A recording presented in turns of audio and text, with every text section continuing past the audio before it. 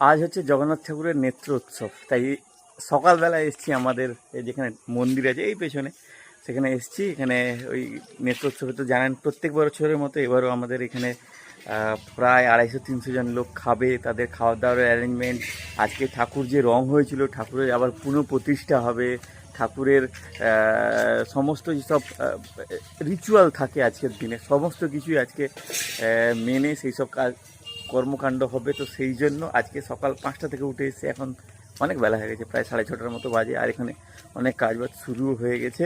তো গিয়ে দেখাচ্ছি আপনাদের সেখানে কী কী হচ্ছে না হচ্ছে।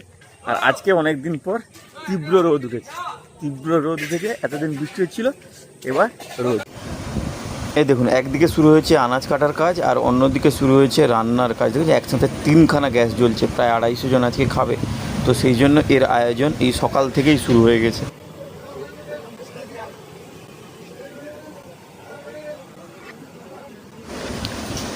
এখানে হবে ঠাকুরের ভোগ রান্না, তাই তার প্রস্তুতি, তার কাজকর্ম চলছে।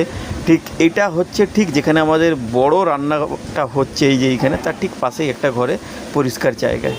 এই যে স্নান টান করি আমার সোনা বাবাকে রেডি করে দিয়েছি। আজকে একটা নতুন টি শার্ট পরিয়েছি, প্যান্টটা যদিও বা পুরনো বলতে মানে 2-3 বার পরেছে, বেশিবার পরেনি।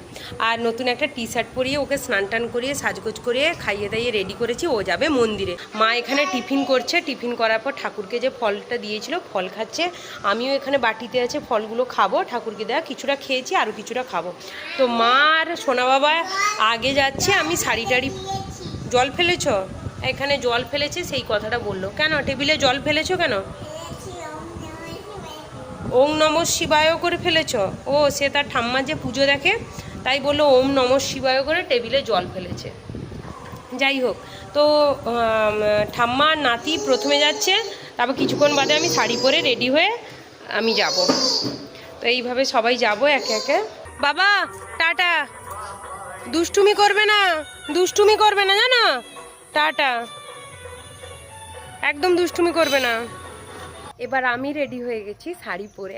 আজকে পরেছি একটা সুন্দর জামদানি শাড়ি, সুন্দর কালারের জামদানি শাড়ি পরে আজকে যাচ্ছি। আজ নেত্র উৎসব, তো আজকে আলতা পরবো পায়ে, আলতা পরতে হয়, আলতা পরবো পায়ে।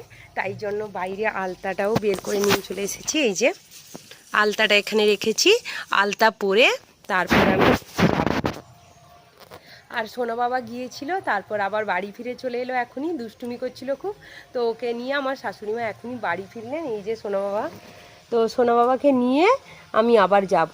আর দেখো বৃষ্টিও শুরু হয়ে গেল। আজকে সকাল থেকে ভালো ওয়েদার ছিল জানো তো, কিন্তু দেখছি যে এখন আবার বৃষ্টি শুরু হয়ে গেছে। বাবা বৃষ্টিতে ভিজিস না, বাবা আমি নিয়ে যাব না, বাবা আমি নিয়ে যাব না, চলো ভেতরে চলো বাবা। এখানে তো মন্দিরে ঠাকুরের পুজো আরম্ভ হয়ে গেছে, আর ঠাকুর পুরো নবরূপে আজকে মন্দিরে এসে প্রতিষ্ঠিত হয়েছেন। এই যে দেখুন, নতুন ড্রেস, ঠাকুরের মালা, সব কিছুই নতুন। আর কালকে তো রথোৎসব যখন হবে, মানে রথযাত্রা তো আছে কালকে, তো কালকে তো ঠাকুরের আলাদা বেশ থাকে, রাজবেশ, সেটাও কালকে দেখতে পারবেন আমাদের নেক্সট ব্লগে, আমাদের ঠাকুরের রাজবেশ সব কিছু।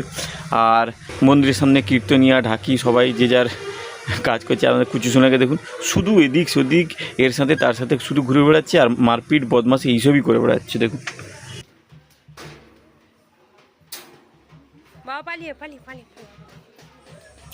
দুপুরে ঠাকুরের ভোগ খাওয়ার তো শুরু হয়ে গেছে, সবাই বসছে এখানে, যারা আমন্ত্রিত আত্মীয় স্বজন পাড়ার সবাই এসে বসছে। একটা পংক্তি উঠছে, একটা পংক্তি ওয়েট করে আছে নিজেদের খাবার খাবে বলে। তো এবার দেখুন কি কি হয়েছে আজকে। আছে ভাত আছে, পায়েস আছে, চাটনি আছে, এখানে কুমড়োর তরকারি আছে, পোস্ত আছে, তারপরে অনেক রকমের চচ্চড়ি, ডাল, তো অনেক রকমের কিছু আজকে আইটেম আছে, আলু ভাজা আছে, খিচুড়ি আছে। মানে আমি একটা দেখে দেখে বলছি আপনাদের। খাওয়া দাওয়া তো শুরু হতে, যারা কীর্তনিয়া যারা ঢাকি তারা তো খেতে চলে গেছে, আর তাদের যে এই যে জিনিসপত্র ইনস্ট্রুমেন্টগুলো এদের অত্যাচার শুরু হয়েছে। দেখুন আমাদের ঘরে বদমাসটাকে দেখুন গেছে খোল বাজাতে, দুপাশে হাতই পায় না তাও সে খোল বাজাবে, দেখুন না। পাড়ার বাচ্চারা সবাই কে ওই আমাদের একটা বড় ছেলেটাকে দেখুন, এই আমাদের পাপুকে, তাকে দেখুন সে ঢাক বাজাচ্ছে, কয়েকজন হারমোনিয়াম বাজাচ্ছে, আর আমার ঘরে বদমাসটা দেখুন খোল বাজিয়েই চলেছে, যেরকম পারে বাজিয়ে চলেছে আর কি। ওই লোক যদি দেখতে পায় একবার তাদের জিনিসের নিয়ে এইসব হচ্ছে, খুব বকাবকি করবে। আর মন্দিরে হোম শুরু হয়ে গেছে। ঠাকুর তো আজ আবার পুনঃপ্রতিষ্ঠা হচ্ছে, তাই আজকেও হোম হবে ঠাকুরের।